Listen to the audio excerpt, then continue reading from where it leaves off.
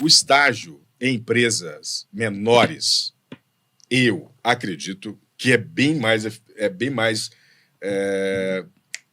valor para quem está começando. Eu explico por quê. Quando você está numa empresa menor, você tem que fazer de tudo, cara. De tudo um pouco. Porque lá não vai ter os papéis bem definidos, porque ele não vai conseguir escalar isso. Você não vai ter um DBA, você não vai ter eu não vou ter o DBA, eu não vou ter o engenheiro ter... de software, eu não vou ter o arquiteto de software, eu não vou ter o cara do front à disposição toda hora. Eu não vou ter... São mais problemas para resolver, né? Você tem mais problema para resolver. E quando você está começando, isso enriquece. É o que você acabou de falar tudo, você falou exatamente isso. É generalista. No início, se você tiver a condição de ser mais generalista, sem escolher muito, é um excelente caminho.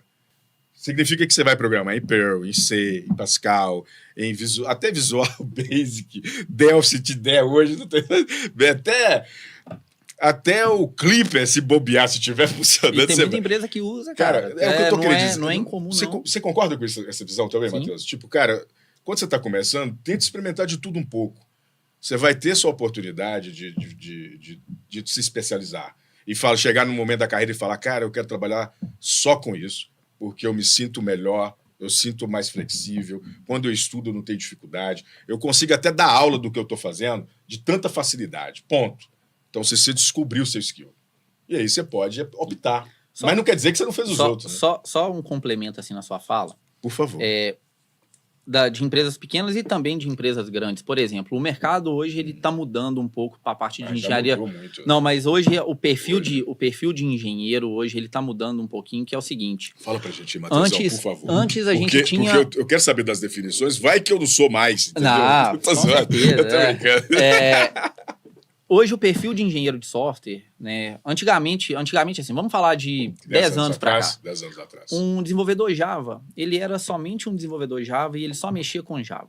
Sim, ele era especialista e tudo que ele via, toda a visão dele era em cima daquilo. Mas hoje... Ele não tem aquela visão distribuída de tecnologia. As empresas procuram, assim, pessoas mais completas no sentido, cara... Mais generalistas e especialistas. Isso, mas, por exemplo, hoje um desenvolvedor Java, ele não pode simplesmente saber de Java. Cara, ele tem que saber no mínimo ali de Docker, por exemplo, porque para ele saber o ecossistema... Não, claro. Que a aplicação dele roda, para ele modelar... Você tá falando de engenheiro.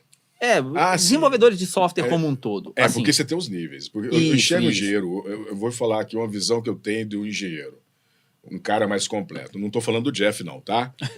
Mas é um cara que já passou diversas linguagens, é um poliglota. Sim. Literalmente um poliglota. É um cara que tem uma experiência em diversos cenários. Então, ele já trabalhou em situações que ele consegue diferenciar o que é melhor, o que é pior. Então, ele já trabalhou em várias distribuições Linux. Ele já pegou vários caos acontecendo nessas décadas e nesses períodos. Então, ele tem uma experiência. A linguagem acaba tornando só algo específico para resolver o problema. Então, ele vai saber muito de tudo um pouco. Então, ele tem uma visão generalista, ele tem essa pegada macro, mas ele também é especialista em alguns pontos. Ele é especialista, exatamente. Esse que é o ponto. Tipo assim, é por isso que eu falo que o cara que começa lá da base, quanto mais genérico ser... É o ponto de start dele, mas é importante frisar assim que... Ele tem que ser especialista. Ele tem que ser especialista na linguagem que ele programa, mas ele tem que saber o que está em torno da aplicação dele. Perfeito, Matheus. É assim, cara, se eu vou rodar a minha aplicação no Kubernetes, cara, o que eu tenho que fazer? Por exemplo, como que eu configuro uma memória para uma JVM? Tem que ter as maldades, né? Quanto que eu configuro de CPU aqui? Isso aí, cara, assim... Como é que eu vou escalar? Isso aí, e isso influencia diretamente na forma que você desenvolve seu software. Claro. Porque... E eu vou falar mais ainda. Posso complementar? Opa! E na hora que esse engenheiro passa a pagar a conta, ele vai dar mais valor. Sim. E aí ele vai escolher tecnologias mais certeiras para resolver o problema. Esse é o ponto. E são índices de eficiência, né, cara? Você deixa o seu código mais eficiente, você deixa ele gastando menos, fazendo mais com menos, né? Exatamente. Então, eu acho muito importante, assim... Esse mais com menos já é um dialeto da própria Go, né? Da própria equipe do Go quando começou. Né? Mais é menos, né? Então, e eu acho assim, cara, que o mercado ele tá mudando para isso. Então, principalmente para quem está começando, um outro ponto. Coloque a mão na massa em tudo. Cara, se eu tenho que mexer com um banco, eu vou mexer num banco de dados. Se eu tenho que subir uma máquina na AWS ou na GCP ou na Azure, tanto faz, beleza, eu vou fazer. Eu tenho que entender aquilo, o ecossistema que eu rodo a minha aplicação. Então, eu acho que é muito importante isso, assim, cara. Entender o ecossistema e entender onde você está fazendo o deploy da sua aplicação. Aonde a sua aplicação, ela roda. Entendeu? E isso começa da base. Começa da base assim, cara, beleza, tô vendo Java. Se eu precisar fazer uma query aqui num banco de dados, se eu precisar otimizar, me aprofundar nela, também vou me aprofundar. Consegue se virar, né? Exatamente. Para ele chegar nesse estágio que a gente está falando, eu estou dando exemplo de engenheiro, um arquiteto de software em si, nada mais é do que experiência em vários cenários, né? Não é uma coisa só. É totalmente poliglota, totalmente flexível às tecnologias. Então, qualquer cenário, situação que você der, ele vai tentar se safar. Então, é um cara mais safo, né? Exatamente. É isso que você está falando. Exatamente. Aí volta naquilo que a gente estava comentando e reforçando para o pessoal que está nos assistindo, quem está começando ou não, que se tiver uma oportunidade no início de abrir mais o leque de possibilidades para ter uma visão mais macro, é um caminho de sucesso. Muito bom. Ou seja, eu vou aprender a tecnologia X aqui que eu estou começando e vou focar nela. Não.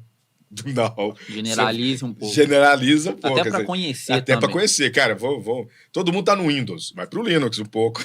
Todo mundo está no Linux. Vai para o Windows um pouco. Eu estava conversando com o Alexandre. Alexandre? Isso, que veio. Alexandre o Grande. Alexandre o Grande. O Magalhães. Feroz. Ele fez uma definição de acho que a gente está falando de DDD fantástica. Ele fez uma posição fantástica. Eu vi o vídeo de novo, eu falei, caramba, que acertada, que comentário do caramba que ele fez. E aí, cara... Abraço, hein? Abraço. Cavazza também, né? Cavazza, monstro também. Monstro. E assim, cara, o Alexandre começou com Go e lá no banco ele... Eu sei que ele é Java. Depois ele foi pro Go. Não, ele começou com Go. Primeira linguagem. Java muito também. Então, só que Java ele começou... É a segunda. Ele tá vendo no banco agora. Porque a gente precisou, então ele começou a pegar demanda. Ele foi pra lá, entendi. E aí, cara, assim, ele começou a ter um senso crítico, assim, cara, eu só tinha visto já Go aqui, eu sabia de Go, blá, blá, blá, blá, não havia como criticar. Quando você vai para outra linguagem de programação, você começa a ver, opa, isso aqui, cara, talvez é melhor, isso aqui é pior, você começa a ter formas de comparar aquilo. E até melhorar o que você tem. Por exemplo, cara, isso aqui eu tô fazendo em Java, será que isso aqui aplica para Go? Eu tô fazendo isso aqui em Go, cara, o meu código Java poderia ser mais simples. Claro. Entendeu? Entendi. É ter efeitos de comparação. Essa visão crítica, né? Essa visão crítica do que fazer, aonde fazer. Exatamente. Tem cenários que você não precisa dessa eficiência toda, tem cenários que é bem simples, você pode usar qualquer coisa, até Python. Não desfazendo o Python. Né? Tô falando, eu gosto de zoar a galera, mas não tem nada a ver. O Python tem toda uma história gigantesca. E na parte de inteligência artificial, você não Big Data também. Né? Do Big Data, você não tem como bater isso. Mas tem um porquê também, né? Tem um porquê. E depois a gente fala sobre isso. Mas, cara, que bacana, que bacana. O resumo é estudem. Né? A gente tem um próximo tópico, porque senão o Matheus é fantástico. Se a gente continuar aqui, a gente vai falar até de filosofia, mas até inteligência artificial, né? E ficar brigando o que é inteligente e o que não é.